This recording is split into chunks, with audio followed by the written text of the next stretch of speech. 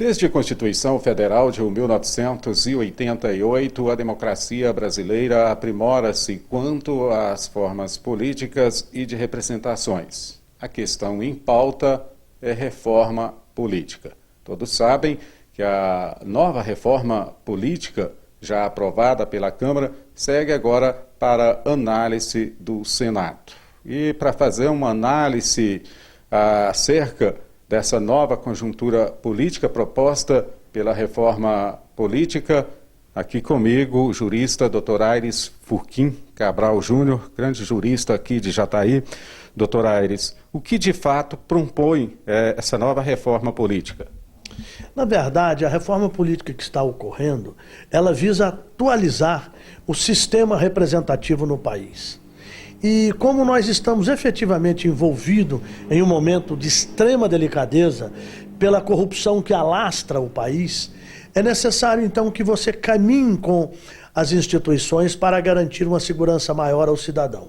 O que é que até agora está sendo mudado? Termina a reeleição e todos os mandados do Poder Executivo ficam fixados em 5 anos.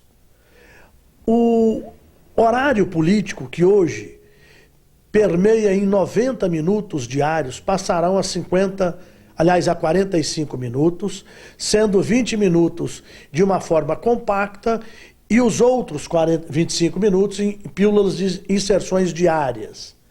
Há também mudança no limite das doações das empresas, que poderão doar ao limite de 2% do seu faturamento declarado ou, se ela for uma empresa muito grande, ao limite de 20 milhões de reais. Evidentemente que isso não estanca o lado de possibilidade de corrupção, mas diminui consideravelmente. Nós já temos as eleições de 2016 que estão se afunilando, Dr. Aires.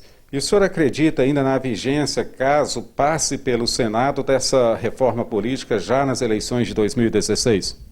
Olha, isso precisa saber da vontade política do político brasileiro.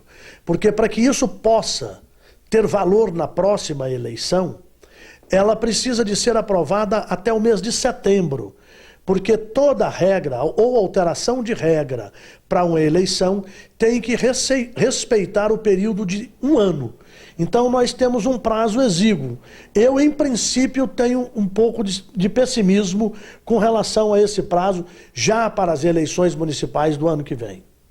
A reforma política a que nos referimos, Dr. Aires, o senhor inclusive falava aí de um momento em que os escândalos em relação a corrupções assolam o país. Nós temos aí Lava Jato, Petrolão, Mensalão, e sabemos que por muito menos que isso, então o presidente Fernando Collor de Mello acabou perdendo o seu mandato. Como o senhor vê essa situação para o atual presidente? Isso pode influenciar ou não a acontecer o mesmo que aconteceu com Fernando Collor, com Dilma? Olha, Walter, nós temos hoje as delações premiadas chegando muito próximo à porta do Planalto. E isso comprovadamente acontecendo, o ambiente para o impeachment está criado. Mas antes mesmo da questão da corrupção, nós temos no Tribunal de Contas da União um problema muito importante, que é a responsabilidade fiscal, que a presidente Dilma, em princípio, não cumpriu no final do exercício de 2014, quando ela praticou situações que são apelidadas de pedaladas tributárias, que na verdade é que ela pagou dívidas da União com dinheiro de bancos estatais, como a Caixa Econômica Federal e o Banco do Brasil. E na contabilidade ela colocou que aquela dívida não existia mais. Ora, a dívida existia, mudou de nome. Não é de um particular, mas passou o Tesouro dever aos bancos. Se isso for comprovado num julgamento que ocorrerá ainda esse mês no Tribunal de Contas da União, está então efetivamente aberto a possibilidade de que o mandato da presidência seja algo de objeto de um impeachment. Isso não muda nada, isso é uma regra que existe ao longo da história e é uma situação jurídica plenamente possível.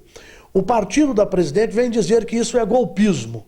Mas quando ele era oposição, ele entendia que isso era um direito sacrossanto constitucional. Então a presidente tem também que se curvar diante da legislação brasileira.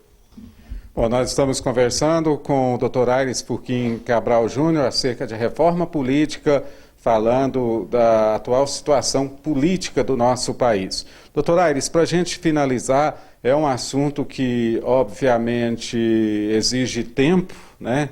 Nós vivemos um contexto político atual em nosso país que uma hora seria pouco para a gente analisar. Mas para a gente fechar a sua análise geral, a sua conclusão acerca dessa análise jurídica da reforma política.